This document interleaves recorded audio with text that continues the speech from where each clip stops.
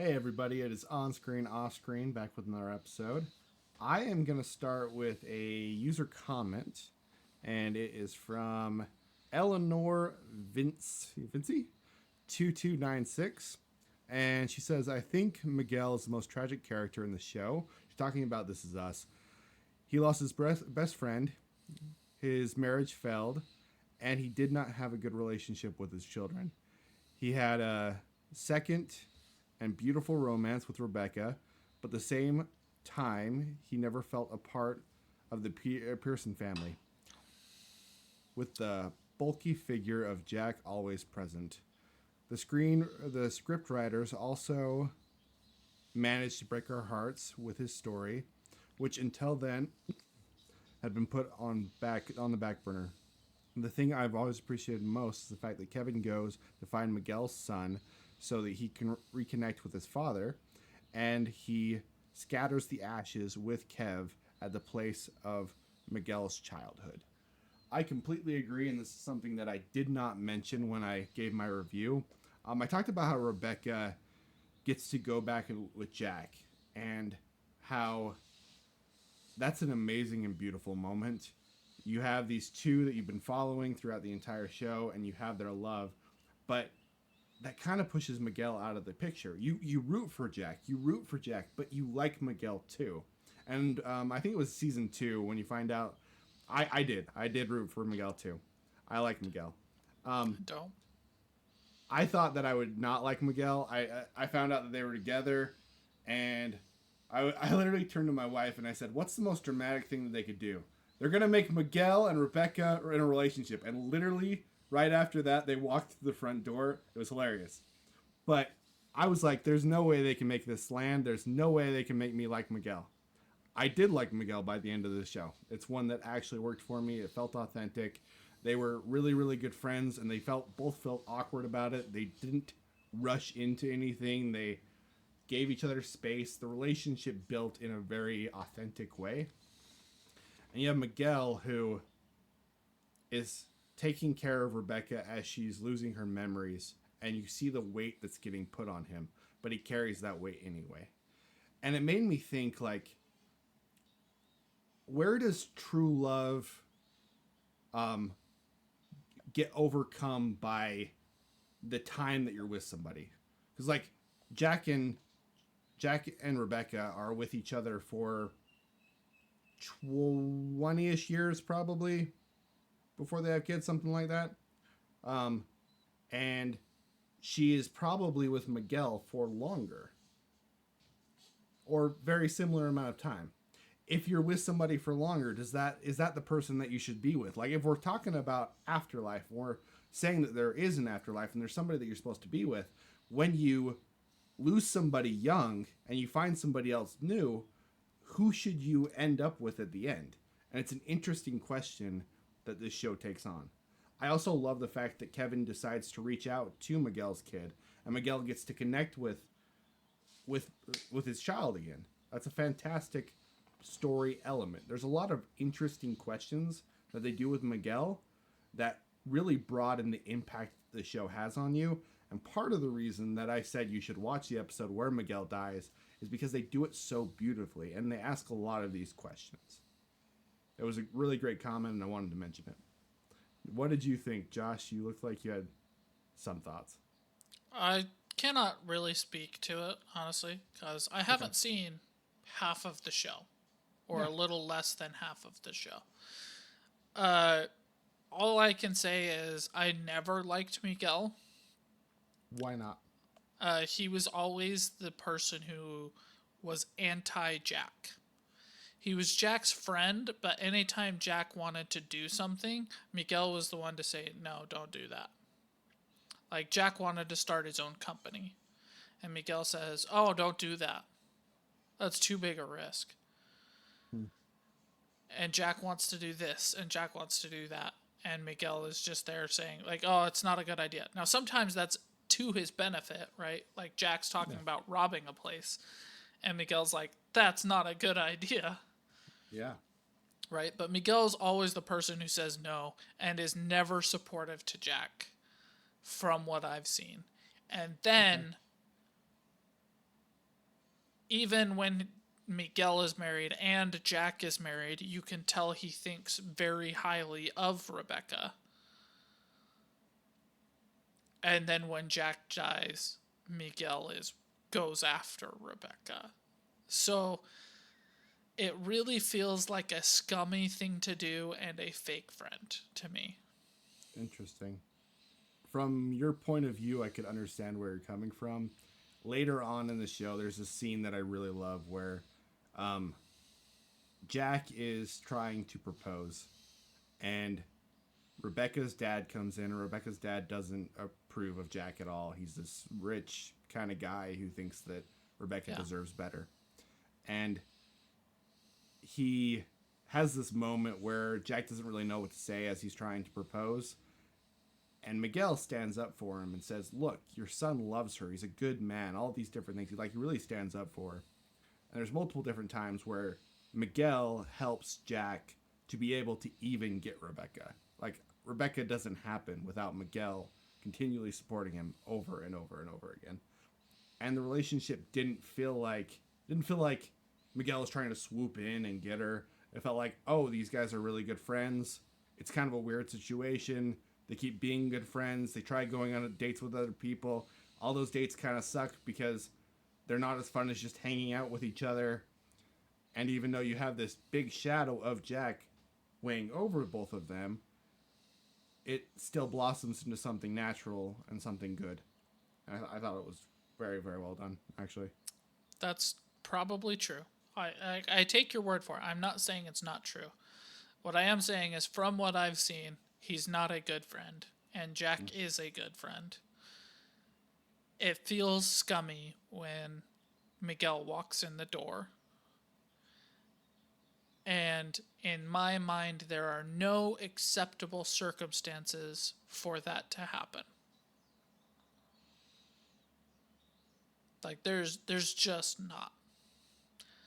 There's no person in my life that I would call a brother, a best friend, whatever you want to call it. Whatever happens to him, I am not getting with his ex. That's just not acceptable. It's not. It's the bro code thing. I was completely 100% with you, and I thought there was... maybe that's the greatest piece of writing in the show. Because I absolutely, when they walked in, I was like, there's no way they can pull this off. It's bullshit. Nope. Not buying it. Nope. But I bought it by the end. Okay. I buy it too, right? Like, I believe that could happen. Yeah. But my question is it okay? Is it ethically okay? And I don't to me, know. No, it's not ethically okay. My problem with the show mostly is when they try to force their ideas down your throat. And something I liked about the Miguel relationship is they never did that. They tried to show you why this developed, and they tried to tell a story of the characters and how the characters work together, but they never say this is right, this is good. They say this is, and it's the way that the story put together, and I think it's one of the better pieces of writing within the show, actually. Well, I'm glad you liked it. I'm glad you thought it was good. I don't think it's good. I think it's fair enough. Fine. I mean, in terms of the questions you asked, just to shift gears a little bit, time doesn't matter. That is that's a non-factor to me. Okay. Simply, I believe in just different kinds of love. Like, I do believe that Miguel and Rebecca love each other. But I don't believe that it would be called true love. I don't believe that they would be soulmates, right? If we take it out of This Is Us and we speak more to something I am familiar with, is How I Met Your Mother. Yeah. And we've disagreed on the ending, but my liking of the ending has a lot to do with the idea of true love and soulmates. And I believe that Ted's true love and soulmate is Robin. And Tracy's true love and soulmate is her ex-boyfriend. but the timing wasn't right. So Ted and Tracy, they absolutely loved each other. They built a family together. They absolutely loved each other. They probably have houses next door up in heaven when they all die.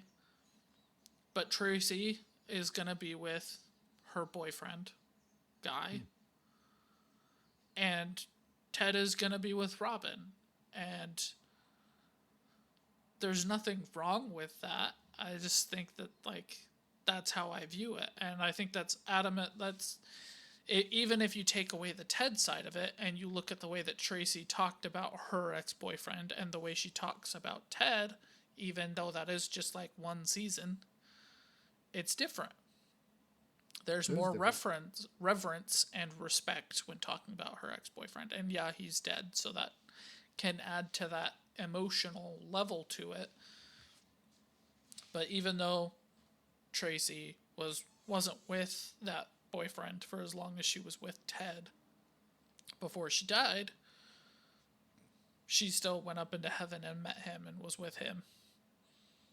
And Ted finally got to the point where he was ready to, and Robin was ready to, actually be each other's soulmate and true love. So that's my perspective. I don't like I do believe that almost any two people can love each other, right? It's just so rare to have that true love, soulmate level connection. And who time with another person won't matter for that. It's something deeper than that. Yeah, it's more than just the time spent, and you can't really quantify it. You can't be like, oh well, he was more romantic, or they were just so much more each other's best friends, or whatever. Like, it's not something you can see. It's just something that those two people know. I love that. I love that. All right, let's go to our first actual official topic. One of my favorite war movies. What did you think about it? Was this your first time watching it? This was my first time watching it.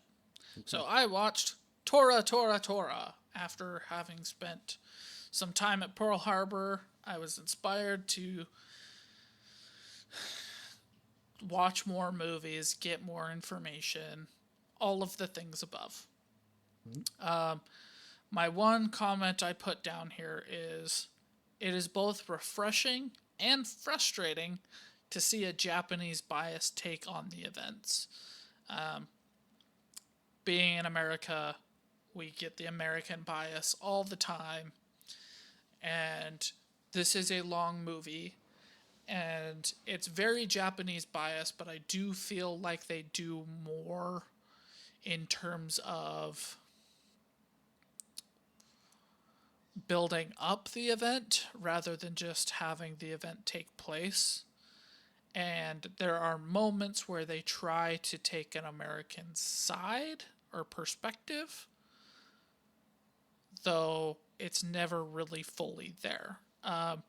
It's very interesting to me to see that their perspective is to change our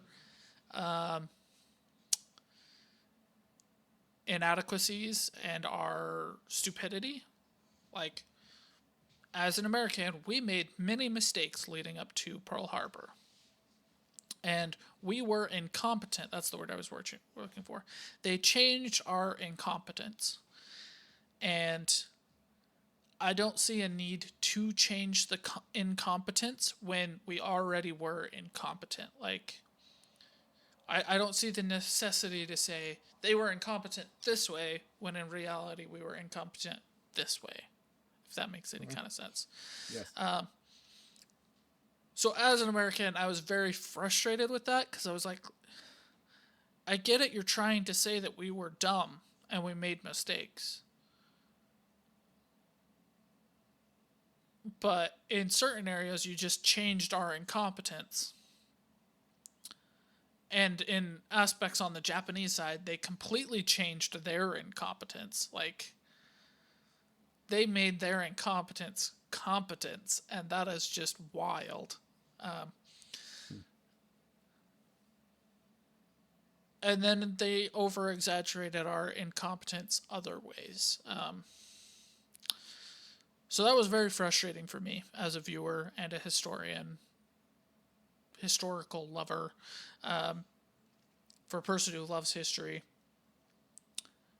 Pros, it was very interesting to see the mentality difference of the commanders during the war. I think that was actually represented fairly well, where on the commander side, neither Japanese nor American wanted to fight, get into a fight.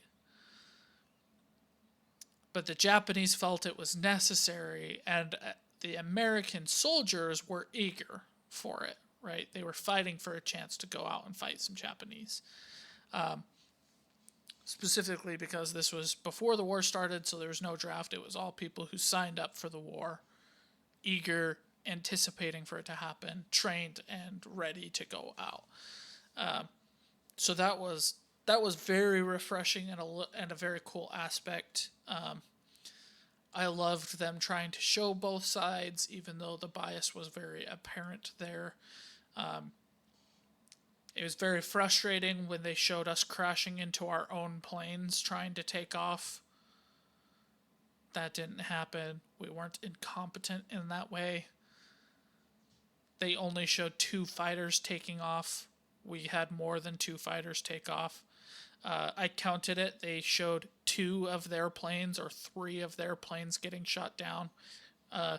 With our very few fighters in the air, we took down dozens of their planes.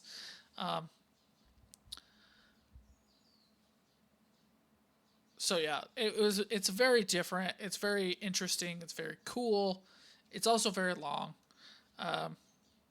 Another thing I found very interesting on why they changed is we had the radar system, right? Mhm. And they said, hey, don't worry about it. When in reality, the radar system was such new technology, the American command just didn't trust it. They thought it was a toy, a project, nothing really to trust. Interesting. Yeah. So that's why it was brushed under the rug. It wasn't because of, oh, well, whatever.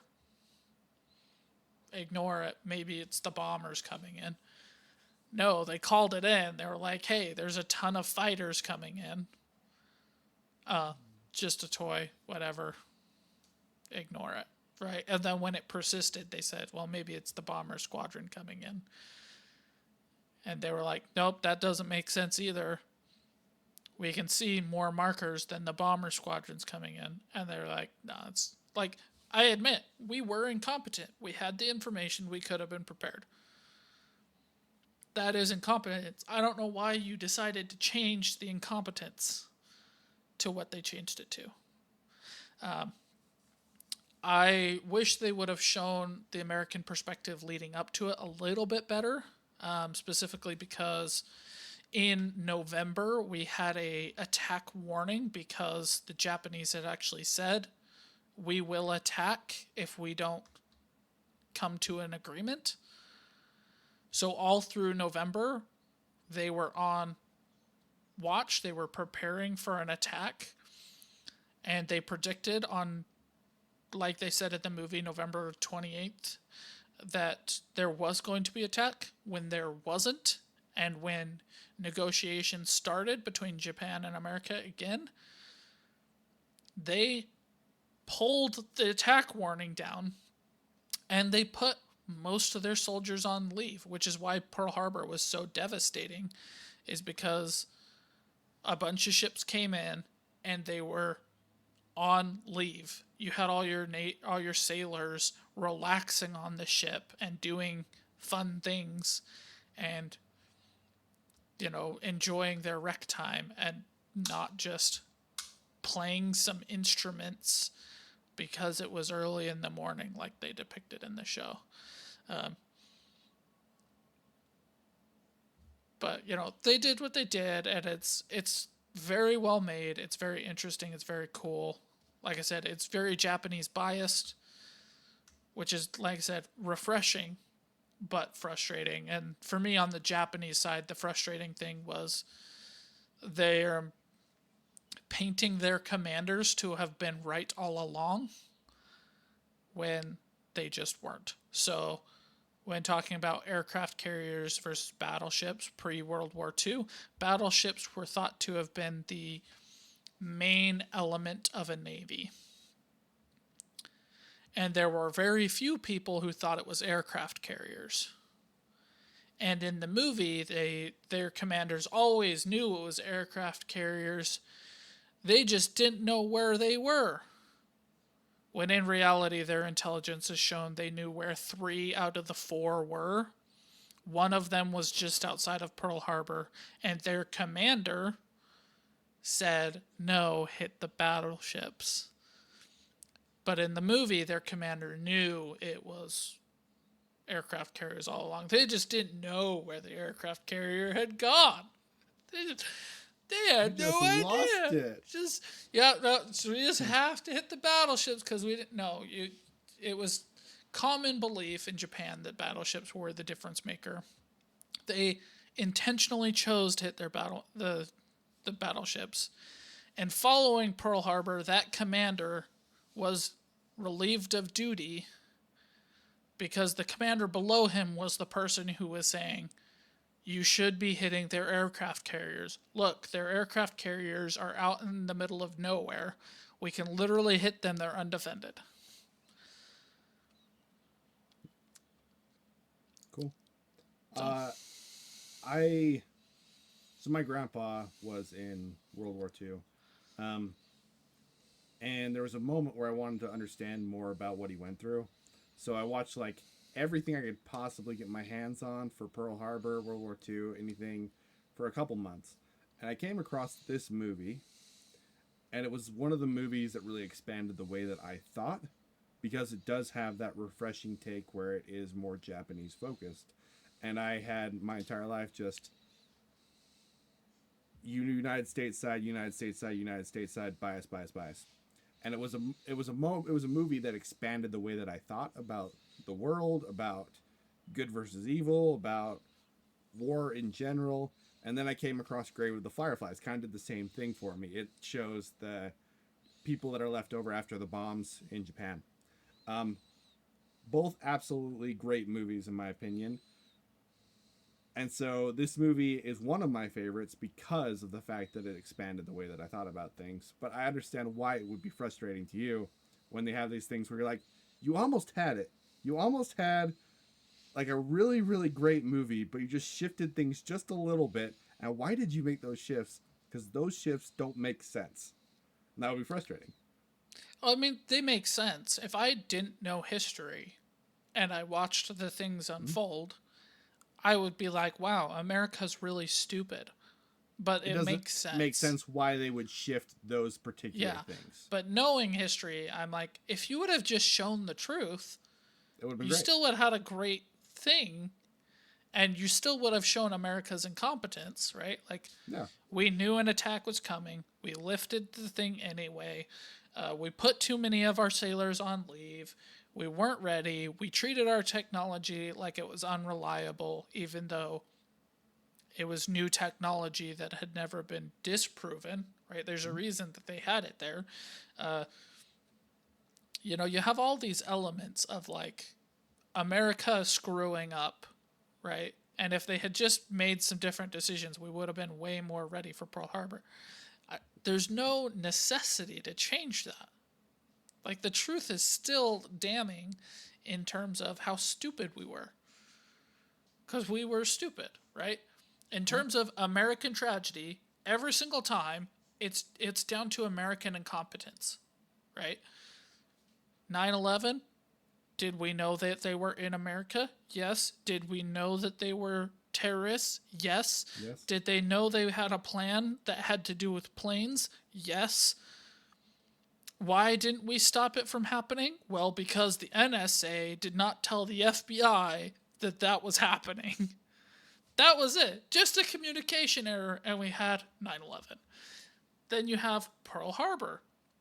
If we had trusted the radar, if we had trusted our spotters, if we had trusted the intel that we were gathering from their communications, would we have been prepared for Pearl Harbor and possibly not been demolished like a... Yeah! What do you think about the whole FDR wanted Pearl Harbor to happen and was actively doing things to have Pearl Harbor happen so we would be brought into the war theory? That's a stupid theory. Okay. That's just like saying Bush wanted 9/11 to happen. The weirdest thing with 9/11 is the guy who owns both the buildings took airplane insurance out on the buildings the day before 9/11 happened. That's weird as hell. That's weird. It is weird, right? You can say that there's a lot of things, but like, do coincidences happen? Yeah, absolutely. I don't Yes, know with they do. 9/11, the FDR thing is there's a lot of evidence. There's more evidence about possibility. Bush and 9/11 than there Oh, is is about there? FDR. Yeah. Okay. Like FDR, like you would have to be insane to want World War II. Like, I know we had gotten to this point where we were expecting to be drawn into World War II. And yes, the administration was kind of just waiting for an excuse. And it like needed to happen because Hitler and Japan were getting very, very, they were increasing in strength continually. Well, it's more than that. It was more like the higher ups knew we were going to have to get involved in World War II. Yeah. Like our Congress, our senators, the president, we all knew this Everyone. was going to happen. But the people were still sick of World War One, and they didn't want to be dragged into another World War. Like, the crazy thing that's been like the realization for me over the last 5 years of my life has been realizing how close together World War One and World War Two actually were. Yeah, it's crazy. Like 1912 to 1941 for America, right? And we came late to both of those. Yep. You're talking about 30 years. That's a fully grown adult, right? Yep. There were people who fought in both world wars, which is just mind-blowing because as a historian, you look at all the different technological differences and like how different the wars were, It's insane. and you go, those were so far apart, it was ridiculous. But at the same time, you also start to understand, well, it makes sense on why France was ready for another World War One, and they were building trenches instead of tanks. Morons. But at the same time, you go, I kind of get it now, you know? And, like, just, like, connecting how close that they were and how fresh that memory was and, like, how much people in America didn't want to get involved makes sense, right? They had sons and brothers and uncles who went and were gassed and killed in In a droves in a not pointless war, but like we really didn't need to be that involved in it, right? And we got dragged into this European conflict and things escalated for sure. But like it makes sense on why that was so fresh. But like, yes, the administration of America knew we needed to get involved in World War II and wanted to get involved in World War II, i.e., Hitler's expanding, Japan is expanding. We have all these powers who are growing bigger and bigger and bigger and stronger. Russia's getting bigger and stronger. Mass casualties, and they're on Britain's doorsteps, and we're losing allies. Yes. But the idea that our president knowingly let Pearl Harbor happen as an excuse is just crazy. Like, yes, there's a lot of coincidences, like the fact that we pulled our aircraft carrier out of Pearl Harbor a week before Pearl Harbor. And yes, we were wanting the people to get behind the idea of the war. But, like, Pearl Harbor was tragic. in a way that you wouldn't just let that happen. And the idea of being allies and working with the Japanese wasn't dead yet. Oh, I thought it was pretty much completely dead at that point. No. Like, No. America was pushing for Japanese, working with the Japanese. The Japanese were trying to work with America. They bought like 75% of their fuel from us. Right? It just came down to the point where attacking us was their only option. Right? We were saying, hey, you're done. You can't be doing all of this mass murdering, non-king rape and attack. Like, that is, you're done with that. We're not selling you fuel anymore if that's how you're going to conduct yourself. So it was basically like Japan saying, if you're not going to sell us fuel, we have to take it from the Philippines. And the only way we're going to take it from the Philippines is if we attack Pearl Harbor fast and out of nowhere, because if America's prepared for it, they're just going to be able to defend it. And we won't have that fuel reserves that we need for our war on China. Now, the stuff, like, it would be way more believable for me if there was an excuse to go into Europe, not Japan. Okay. Right? If they had said, like, German, whatever, U-boat spotted out of New York, sunk some ships, right? That to me seems like something you would let happen or stage to have happened as an excuse, because that's where you wanted to fight, right? That's where you wanted to get involved. Hope with Japan was still alive and well, even on the day of Pearl Harbor, right? It's shown in Tora that Japan was planning on making an ultimatum, and if the United States had agreed to it, they would have backed out of Pearl Harbor. But for whatever reason, I don't think it was the typewriter like it's shown in the movie, but for whatever reason, the ultimatum wasn't actually delivered until after Pearl Harbor. So it's like,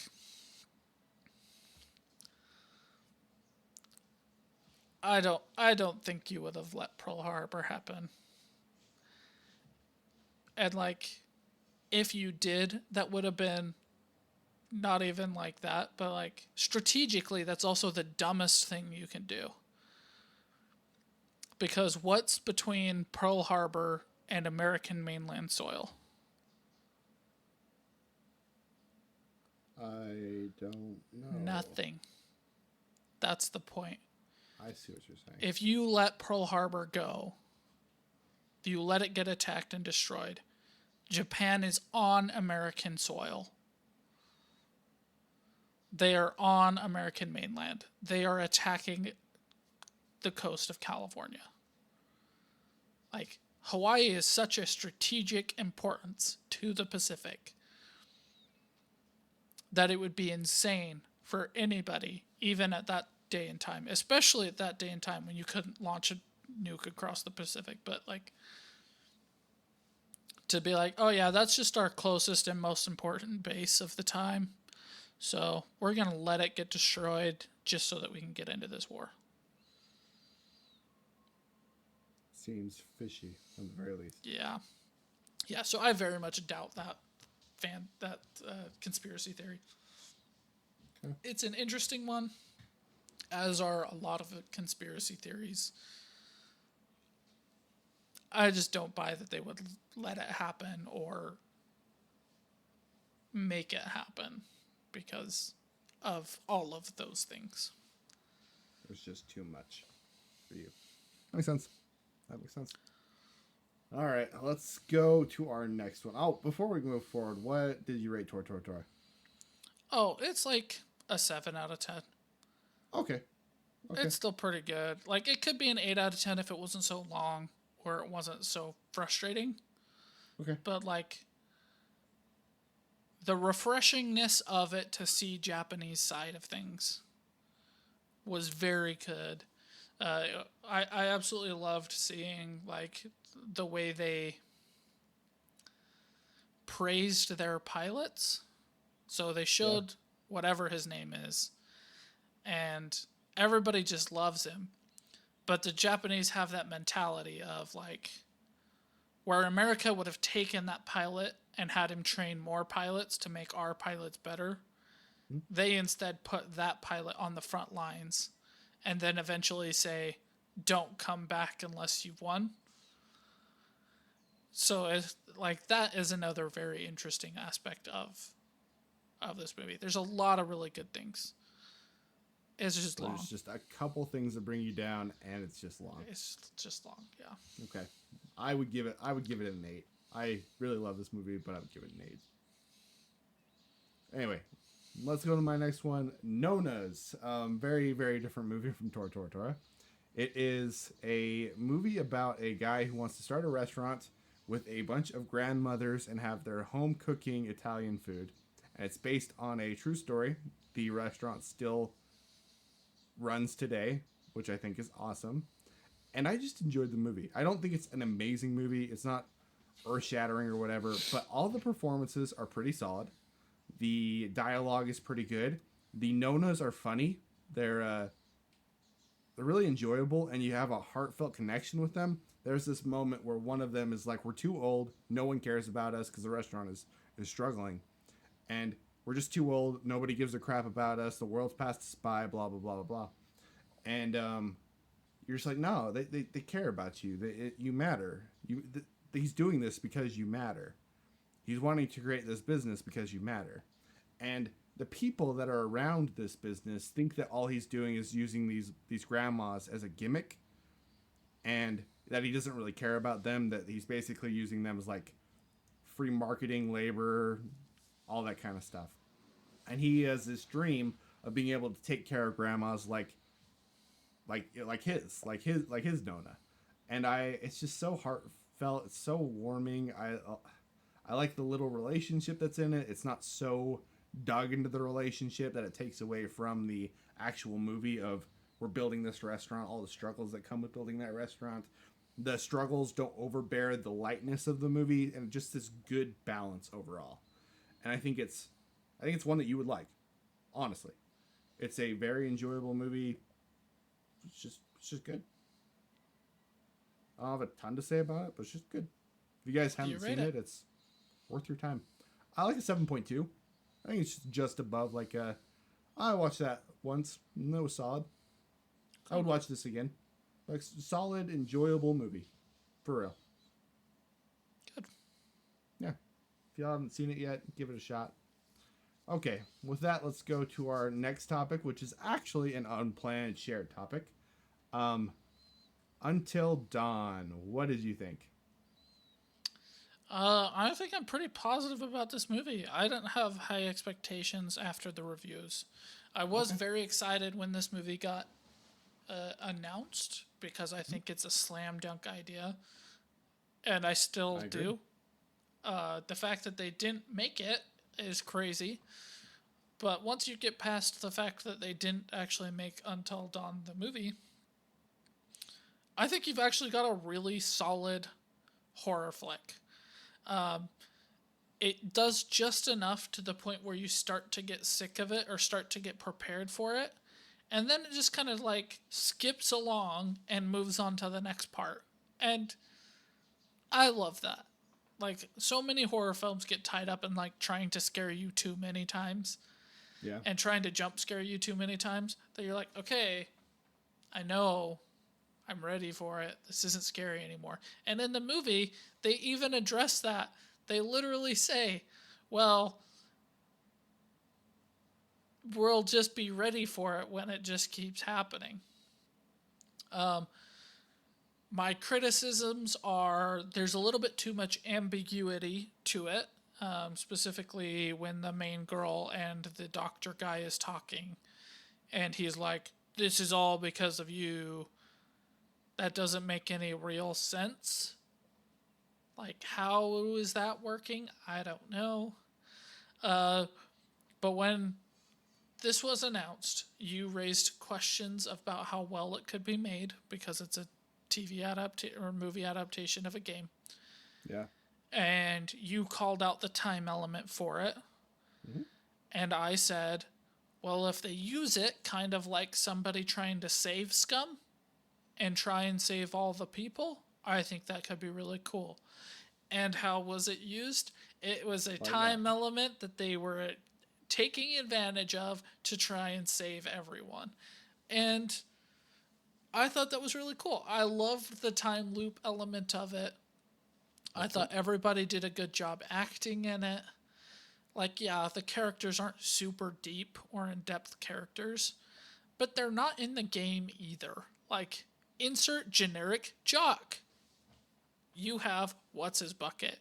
Insert generic cheerleader. You have what's her bucket. And so I really wasn't expecting all of these in-depth characters. I watched a couple of reviews of people giving it 4s and 5s and 6s out of 10. Yeah. And that was their criticism. They were like, it's not like the game at all. It's nothing like the game. These characters are super generic and only paper thin. None of them have any depth. They deliver the cheesiest lines. And I'm sitting here like, if this movie wasn't called Until Dawn, Mm-hmm. and you went and saw it, you would have walked out of it calling it an 8 out of 10. I don't think it'd be that high, but it would have been higher for sure. Well, I think people would land between a 7 and an 8 on it Maybe and be somewhere in the like, sevens. it has a cool time element. It's a fun little, like, group movie watch, right? It's not like a sit on the couch with your significant other and cuddle because it's just so scary. But, it's a fun horror movie. And so I think a lot of people would land between a 7 and an 8, right? Some people would give it an 8, and I wouldn't be mad at them for it. Some people would give it a 7, and I wouldn't be mad at them for it. A lot of people would call it cheesy and dumb, and that's fine too. But, like, yeah, if you're expecting an actual horror film, this is not your movie. If you're expecting Until Dawn the movie, this is not your movie. No. If you're wanting a fun horror film, which I think this is the best one. At all? Like, Yeah, like what's a better fun horror movie than this one? um, Happy Birthday. Okay, Yeah. I haven't seen it. But the one I watched, the one that comes to mind for me is like The Ring, right? That's one that I watched in middle school when I was trying to flirt with a girl with a group of friends, right? And like, would I rather watch The Ring or Until Dawn? Now, The Ring is aged, and so you kind of have to take that into account. And I actually think that they're pretty close. But like, I would pick The Ring. I would 50% of the time pick The Ring, and 50% of the time, or 49% of the time pick The Ring, and 51% of the time pick Until Dawn. Because I Okay. just enjoyed it. I thought it was fun. I thought it was good. And all I could think the entire time was, I would love to play the game again. So mission accomplished for that kind of element of this kind of a movie. Mm-hmm. And I could watch this with a group of people and have a great time. And mission accomplished. That's where I'm at. movie would be- 7.5 out of 10. Okay. I think this movie would be better with a group. I think it's a good group movie. I also think it's a good like introductory to a horror movie for like a teenager.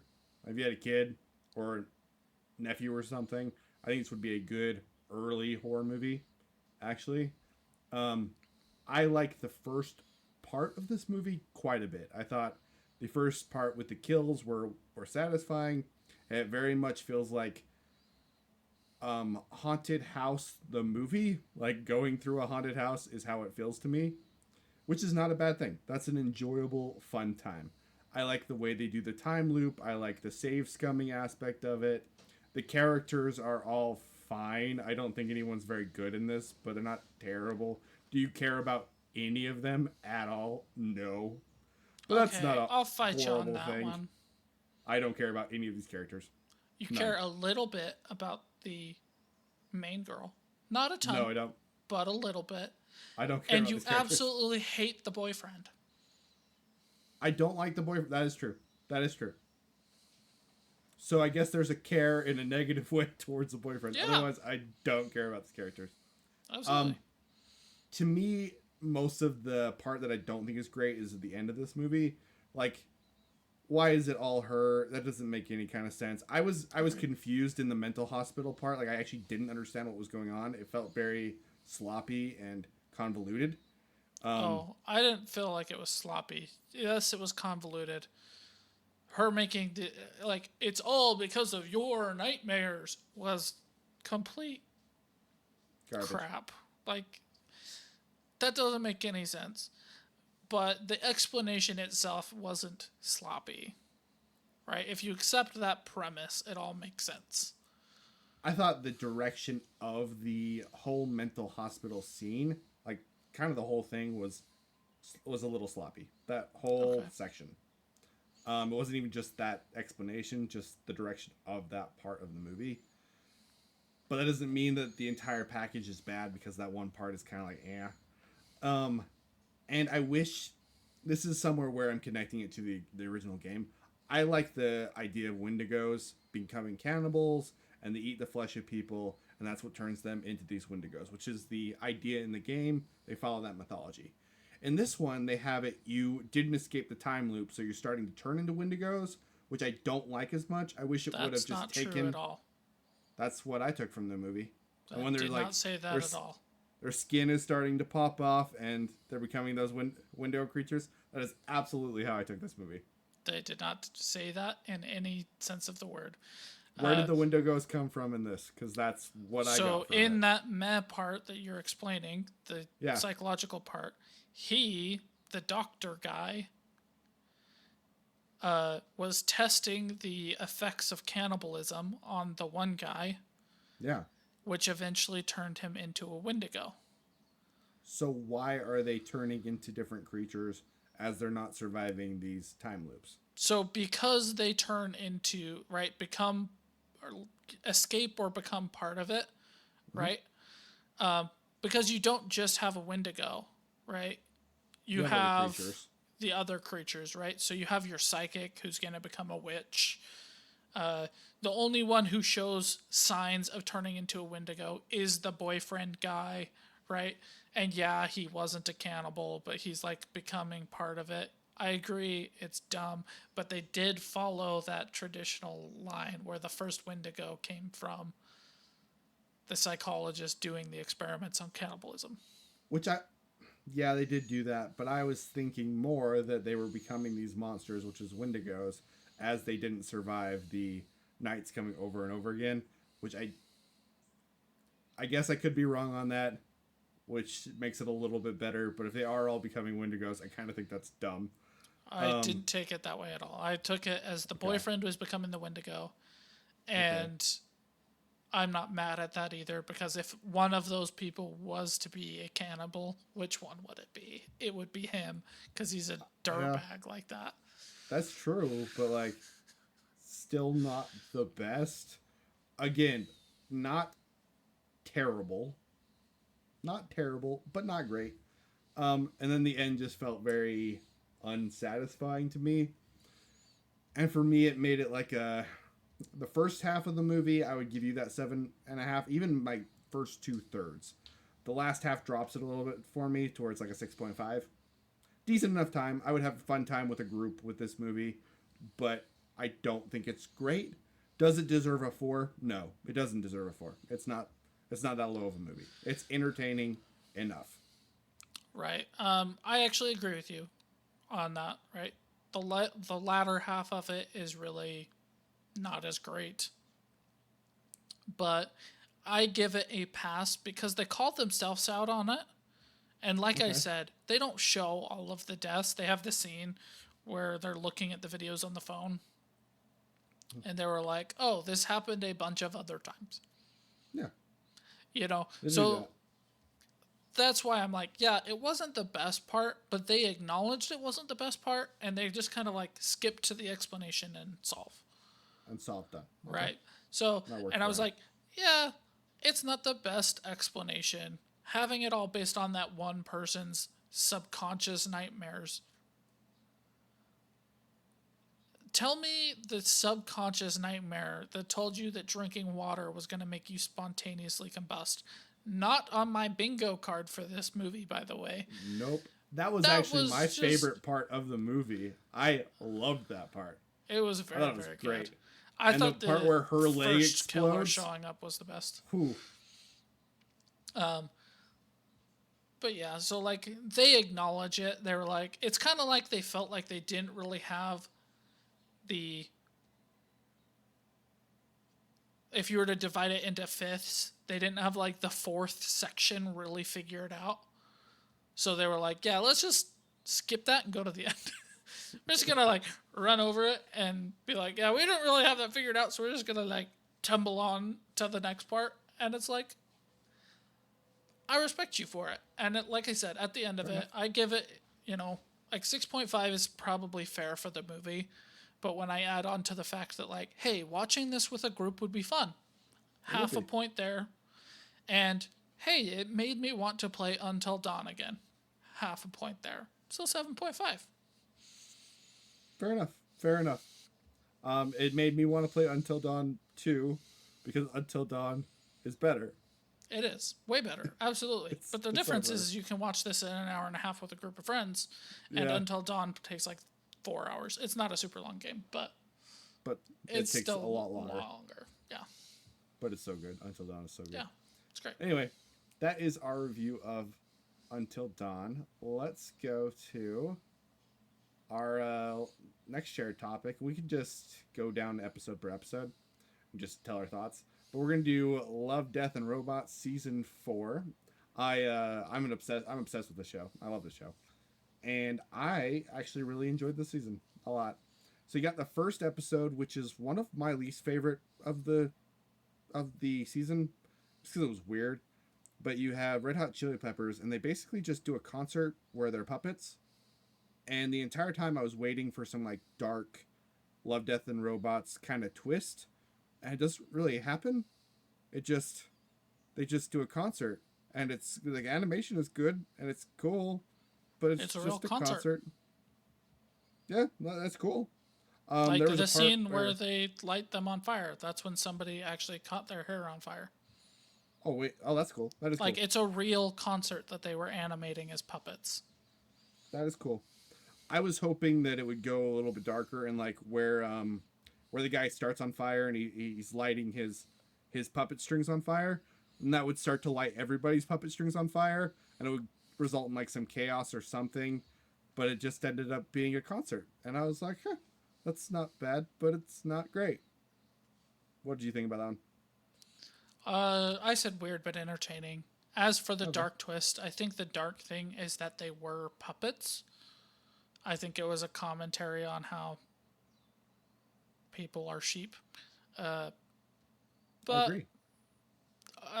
it was fine. I don't really have anything against this episode. It was also the shortest episode in all of them. Yeah. It was only like 5 minutes, and like, all right.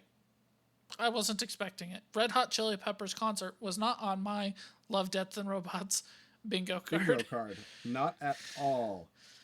Not at all. And they definitely did have a commentary there. Like you can see the main singer, I don't know his name, but how like much more worn he is as they're going through the different levels of concerts. And the very end, he's like, I've done this 10,000 times, and you can just see it on the way that he's dancing and the way like he's lower and how the puppet strings aren't just holding him up as much anymore, but he's just doing the same thing over and over again. That I thought was an interesting aspect, but ended up just being all right. Yeah, I It's one I agree. It's probably just won't all watch right. again. Just all right. It's not the best. It's not the worst though. So, Yeah, Whatever. it's probably not the worst. it's definitely not the worst. I think it's season 2 with the girl in the river all in gold. That one is the worst Love and Death and Robots episode. Oh, you have a lot of people who disagree with you. A lot of people love that episode. I hate that episode. It is It's so not my weird. favorite episode It either. It's is a weird terribly animated. And I disagree with that. I But it's a 100% weird agree with that. episode. I think it's It good feels animation. so. Oh, the animation's terrible. I think the animation's good. I Anyway. think people call that style, but it's not. It's awful. I think there's an artistic flair to it. It's not my favorite though. Anyway, what is your thoughts on Minikind? This one's my favorite episode of the season. It's not Oh, really? my favorite Okay. episode of all. Nothing is going to beat the episodes where the robots are touring or Earth after everybody's dead, and they discover the cats and they do all of those things. There's one per season up until this season. Those ones are the best episodes. My favorite episode is the one where they have the monster and the pirate ship. I freaking love that episode. I'm surprised it's not the cop one. It used to be the cop one. The cop one's really cool too. Yeah. But that pirate one is so cool. But yeah, of this season, absolutely my favorite one. It tells a complete story, doesn't have a single line of dialogue. It makes sense. They add some humor into it. Some of it's weird. I don't like the cow part, but other than that one little bit, it's just great. I shouldn't like the cow part, but it made me laugh. It made me laugh. That was the one part that I was like, oh, gross. I was like that too. I was like, Ugh. I don't want to laugh at this because that's disgusting. But yeah, I got some laughs in the later parts. And like I said, it's a full, complete story. I love the animation. I love the way it was told. I love how they made them feel like a minifigure. Like in that opening scene when it's the little car that was driving, I was like, even though it's a car on a blank canvas, they still made it feel like a minifigure, and that is amazing. It's You really know. cool. So great. That episode's like a 9 out of 10 for me. I absolutely love it. Do you like this one better or the zombie one that they did that was similar to this? In From, this season? I think it was last season that they did the Oh. zombie one. Similar idea. I don't remember, so I'm gonna say Okay. this one because I love this one. I like the zombie one a little bit better, but this one was really good. It was really good. It was really good. It made me laugh a lot, and that one part shouldn't have made me laugh, but it was funny. I get that a lot of people would think it was funny. Just not for me. Just not your thing? That's totally fine. That's totally fine. Human Cyborg.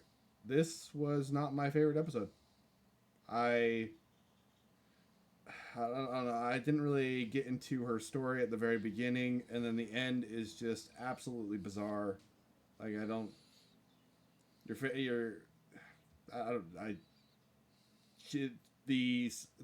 creature finally eats the cyborg lady, and then it goes to her master, and the master is like, "Oh, cute. I don't know if it's supposed to be like an alien species that's going to eat his face, but he's the one who gave it to her." It's a weird episode. I didn't love it. What are you talking about? Am I mixing up episodes? No, you're definitely not. I just don't get your comment because the face at the end was her face. Because the creature ate her. Yeah. Yeah, it was weird. Well, the creature changed shapes. They established that. So when I watched this Yeah. episode, I thought the first half was great. Okay.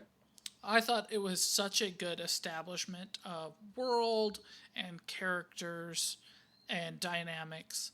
And it was really, really good. Like, we're talking about like a 15-minute thing. So 7 minutes of it, they established a world you understand and you get, and you're like, that's really cool. Yeah.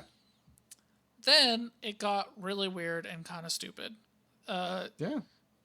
The dynamic of the other guy just showing up out of the blue and then her being like, I have to kill you. And he's like, you've already killed me. How does it feel to not have killed me in the... Super expedition gosh. dump. I don't care. I would have way rather watched the cyborg chick and the pet, and then if she takes the deal or not. Like, That's it. I would have loved that, but they added that in. And I was like, that was weird, and so it kind Yeah. of just like didn't stick the landing. So like my note is first part was great. What a weird ending, because first part was great. They What a stumbled, weird added a ending. bunch of stuff I didn't really care, and then was a weird ending with the thing eating her and then having her face and then the alien going, what a cute. Like, that was weird. It was weird. I didn't. Yeah. It was not my favorite episode. I didn't love it that much. Yeah. But the next one I did love. I thought was super cool. 400 Boys was the animation I thought was awesome, and it's also weird. Like, it's a weird episode, but it's a weird episode that worked for me. The tribal battle thing I kind of liked. I think the voice acting was incredible in this episode. I think the music was really well done. The animation is great. I like the story. The way that they fought the giant baby things, which I don't even know what those are, but the way that they fought them I thought was super cool. I like the magic. I like the how they came together to be able to fight it, and the weird way that it connected. I don't have any answers for any of this stuff, but I loved it. I loved this episode. I thought it was I'm cool. glad you did. My comments are boring. Cool art, though. I don't know why you were bored with that, because it was awesome. Utterly boring. Oh, straight up Completely epic. boring. It was literally like, you love Godzilla. It was Godzilla babies, and they were fighting it with psychic powers. It's freaking Boring. awesome. Boring. How's that boring? How's that It boring? just was boring. I was utterly bored during that episode. Okay, guys. Anybody watching, if you've seen that episode, were you bored? Because I don't understand how you'd be bored in that episode. I don't get it. I I'm think not the art even style like was a fantastic. big Jurassic Park Godzilla monsters that are the size of houses kind of movie watching guy, and I thought this was awesome. I'm glad you liked it. I did not. Okay. It was one of my favorites of the whole entire thing. What did you think of Cat and Robot? You know that scene in Return of the King when the king is eating and it's the most disgusting thing? Yeah, it's terrible. Not the king, the other guy acting as king. Yeah. They did that in animation. I didn't get that. It's at the very beginning when the fat people are eating and they just take this giant bite, and I was like, oh, that's like Return of the King. That was my exact thought. It was that bad for you? Yeah, I was like, oh, Okay. why did you do that? That was terrible. It's cool, I guess. Like, it was a Love, Death, and Robots average episode to me. Okay. I can agree with that. I like I like the evil cats. I think they're funny in this series, and I love the evil cat in this episode. It just made the whole thing work for me. I really enjoyed it. Oh, Had a good it time was with this episode. just another evil cat to me, but yeah. Yeah, had a good time. All right, The Priest. This one is. I kind of wanted to rewatch this before we started recording, because this one was strange to me, and I don't know if I like it. The Dolphin Jesus thing was kind of interesting, and they did it pretty well, but I don't know if I like it. Still, I have no idea. What do you think about it? I don't remember any other Love, Death, and Robots episodes being live action. So that was my first reaction. I don't remember any others. There could be others. I just don't remember any others That being wasn't live action. live action. That Yes, it animated. was. That was Nope, those absolutely were animated. real people that were acting. I don't think so. I think that was animated. I know so. Pull it up right now while I'm talking, and you're going to Okay. know that I am right, because those are real people acting. My next comment is dolphins, really? Of course it's dolphins, because probably Hitchhiker's Guide to the Galaxy. whatever.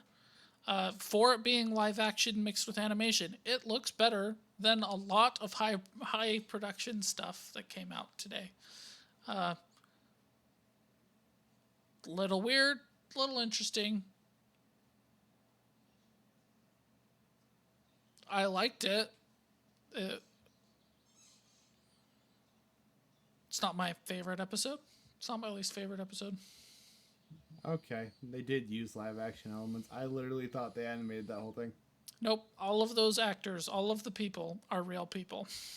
Okay, I was like, wow, that's really impressive. I really thought it was just all animated.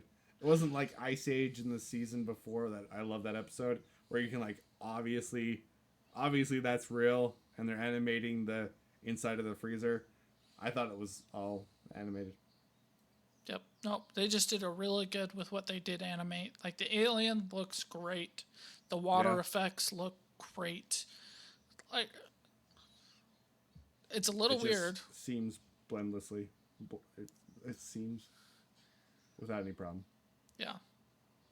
So, I mean, slightly above average for me, but I'm with Okay. you. I don't really know if I like it or not. Yeah. I don't know. All right. Jupiter Dino Race. I thought this was awesome. Straight up really cool. Is it one that I'll really watch again? Probably not. But that doesn't mean it wasn't epic. And it felt very much like Jupiter Ascending if Jupiter Ascending was good.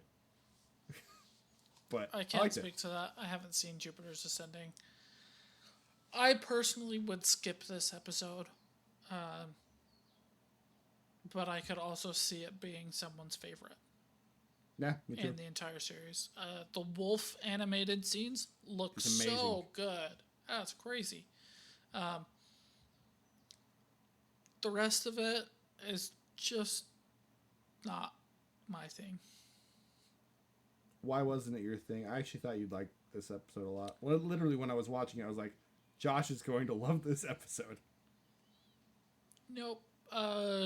Dino say like I think the concept is an interesting one, Okay. but they didn't really nail it, and it was kind of just weird. And then they forced this whole like love between or love beyond memories idea, and you're just sitting there like, where the freak did that come from? And then it just kind of ends. Okay. Okay. So it just didn't feel satisfying. In None like, of it really completion? did. Yeah. Like, Okay. great concept, interesting concept, total flop on delivery for me because I did not like it. And I would skip it going forward. But like I said, at the same time, because of the concept and because of the animation quality of this one, I could totally see somebody coming out of it being like, that was the best episode in all of Love, Death, and Robots. Me too. I can totally see that. All right. World War II Flying Fortress. What did you think about this one? This is my second favorite of the season. It's this one or it's Minikind. I honestly can't pick. But I love it. I thought the art style was very cool. I love the World War II.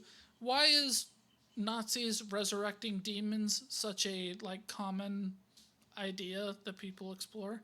I don't know, but it's cool. They did a great job with it. I love the message of this one. It's I've got no complaints, none. It's just great. It would be either 400 Boys or this one for me too. I thought this one was awesome. The animation is cool. The monster is fantastic. The horror of it like flying around the cabin, they did a really good job of putting you in that cabin and making you feel that horror. It's great. The music was well done. The very ending it actually feels satisfying with this one. It feels like a complete little story.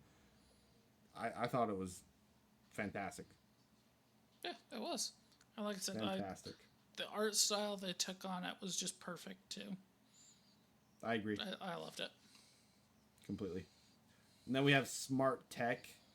Um, I see your notes for this one. I cannot disagree with you more. I thought this one was hilarious, especially the toothbrush. Toothbrush was so funny, just calling out his shit for not actually ever brushing his teeth. I don't know. It was so down to earth and so clever and just, That I was thought it was not great. clever. It was Everything not at all about it was clever. so good. I loved this episode. I don't know why you would say skip it. I don't Because care. it's boring and dumb and It was so it's funny. irritate. Like, okay, so there is a meme before there was memes. Okay. And it's a toothbrush that says, I have the worst job in the world, and some toilet paper that says, yeah, right. The Right? smart That's toilet was funny. so funny. This one, it feels like they took a group of guys and they all ate 50 brownies. And then they were like, hey man, you know what'd be funny? If your toothbrush said this. And then they animated it. And then, wouldn't it be funny if your scale said this? It's the same writing that gave you Ted. That's how I view it. Oh, you thought it was that bad? Yeah. Oh no, dude! It's so much better. It Nope, was so not good. clever at all. It's so super baseline. Like, Oh, I love the toothbrush thing. I loved the fighting over the thermostat, and then the thermostat is like, "Just watch this." I freeze them. I thought that was good. I thought I really thought it was great. I would completely skip this one. I thought it was bad. Like I said, the writing felt like stupid Ted humor. So if you like Ted, this is probably going I to be your favorite don't episode. like Ted, but I had a good time with this episode. And it was short enough. Like, if they would have gone much longer, would it have been enjoyable? Probably not. But it's a short little funny thing. You get a laugh sometimes, and then you move on to the next episode. I thought it was great. I was sick of it the first time they told the joke. That is The thermostat was the first one, and the ridiculous. first one I was like, okay. And the second one was the toothbrush, and I was like, oh my gosh, I'm tired of this. And then they went on and told like 5 more jokes. And you didn't like any of them? Any of them. They all sucked. That is too bad. That is too bad. All right, let's go to our last one. What did you think about that one? I wrote skip it again. Okay, why did you think skip that one? I was utterly bored. I don't remember anything about it. Oh, okay. Like, it was a cat and a wizard, and that's all I really know, and just skip it. So there's the devil, and the devil is trying to get this poet to write a poem for some reason. I don't really know why. And I thought the devil was well done. And I like the aspects of cat mythology with Egyptian mythology and coming from the heavens and being divine creatures that can protect their master from evil forces. I liked all of that aspect. But you have this mythology of these evil cats that is done really, really well throughout this series. And then you have this, where you have another cat talking. And yes, he thinks he's all pompous, and he thinks that he's the greatest thing in the world, and he thinks that he acts like a cat. But it doesn't match with the rest of the series very well. So while I actually think the episode is pretty decent, I think it's a pretty decent episode. It doesn't fit into Love, Death, and Robots very well in any way, shape, or form. And I think it would be better to remove this episode from this series in particular, if that makes sense. It does. Yeah. But Very accurate. like the powers that they do with the cat were interesting. I think the devil's really well done. I like the part at the end where you have the main cat who is sneaking in the shadows and can turn invisible, and he's just hunting mice. After beating the devil, he just goes back to a normal cat thing to do. I thought that was clever. Good aspects. It just doesn't fit in the series very well. Okay. So, what did you think of the season as a whole? I really enjoyed this season overall. Probably 7.5 ish, maybe even a little higher. I like this season. That was good. Really, there haven't been any seasons of this show that I haven't enjoyed. What do you think? I think this is the worst season as a whole. That's fair. I think for the majority of Love, Death, and Robots, they have largely good episodes with one or two that aren't my favorite. Okay. And there's one episode that I absolutely dislike, and it's still my least favorite episode, which is The Girl in the River. Okay. This one feels like just the opposite.